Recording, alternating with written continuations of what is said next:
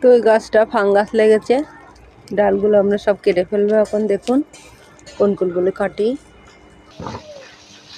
তো দেখুন এই ডালটা ভালো আছে, এই ডালের সঙ্গে যেগুলো যুক্ত আছে আমরা একটাও রাখবো না, সবগুলো কেটে দেবো।